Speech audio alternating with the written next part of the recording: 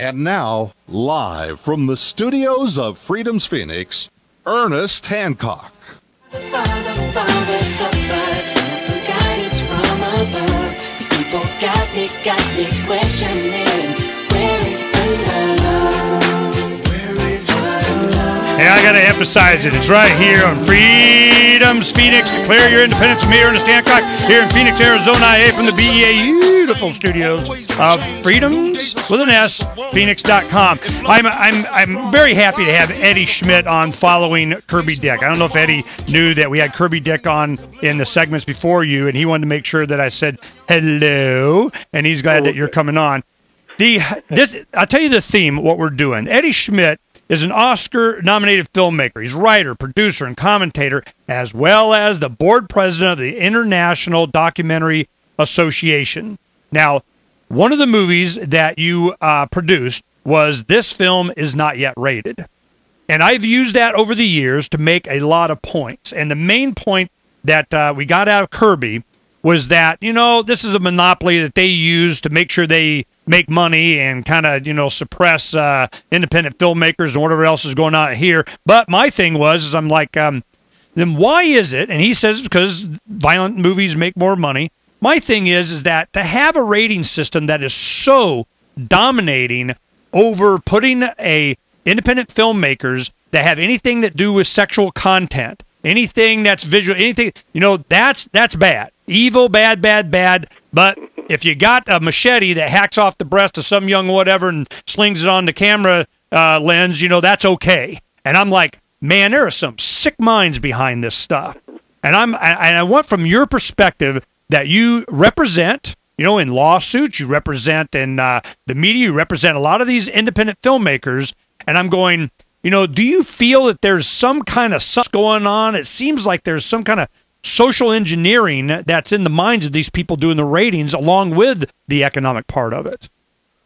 Well, that's interesting. I mean, I think if you look at it from a commercial standpoint, you know, they set up a system that they can win. They, you know, they set the rules of the board game that all movies then have to play on, because it's, you know, the major studios are the members of the MPAA, and so it's mostly, you know, their product that is going to be judged. And so, you know, I don't know.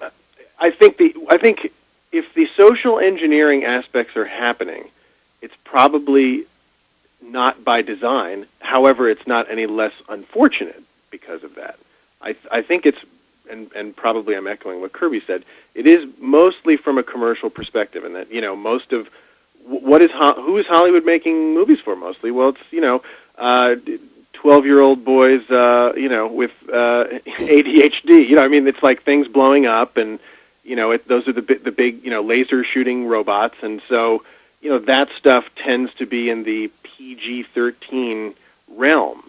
Okay, I want to share a concept with you. The reason I'm having you on it just recently, it's really getting so bad, and I'll tell you from a personal standpoint. I just raised 2 boys, 2 girls, 21 to 25. They're starting to have children. I got my 3rd grandchild on the way. I mean, I'm involved in this thing, and I saw the kind of crap. I mean, I had the horror flicks of high school. I just chose not. But now I can't go watch a movie without, you know, 10 minutes of trailers. I went to see some action film, and I'm freaking got the maximum OD of horror just in the previews. And I'm going, whoa, whoa, whoa! I want the. You know what? Tell you what, I go online to go see what the theater time is. You know, I want to click on and see what theaters, you know, what trailers I'm going to be exposed to. I'm sitting there, a captive audience, being brain forticated by these guys, and I'm going, whoa, whoa, whoa, whoa, whoa! You know, I'm it's like a captive audience thing. So, this is my point. From your experience, I am going, you know, it seems to me that this monopoly on this rating, they have, you know, they're going to, you know, help me as a parent, you know, what this movie is. They don't even tell me what the trailers are. You want to help me, tell me all the other crap I got to be exposed to. So I'm going to be, as you know, hardcore, no compromise libertarian. I don't need the government to do nothing. We can just make this an effort that I'm working on, already dealing with some theaters here and so on, culminating and talking to you, is that I want to have consensual consent. I mean, I want to be fully informed. I want to know up front what I'm going to be exposed to. And provide alternative ratings. I mean, something that I can go to other than this monopoly that's there pushing these violent movies that their theaters are making money on due to a rating that they gave it so they can get my 8-year-old to go in and see it. So right. Is there some type of an alternative? I mean, with the internet, all things are possible with the transfer of information now. That's right. No, and I actually think, I mean, this was, when we made the movie, it was a few years ago, and that hadn't quite happened yet, although we saw it coming, and I felt like I saw a hopeful day, when this archaic system would be kaput, because we're moving in such a user-driven world that, nobody's going to end up standing in the way between you and your content, or at least you making decisions about your content. It doesn't all have to be hitting you, but you can decide what you want and how and when.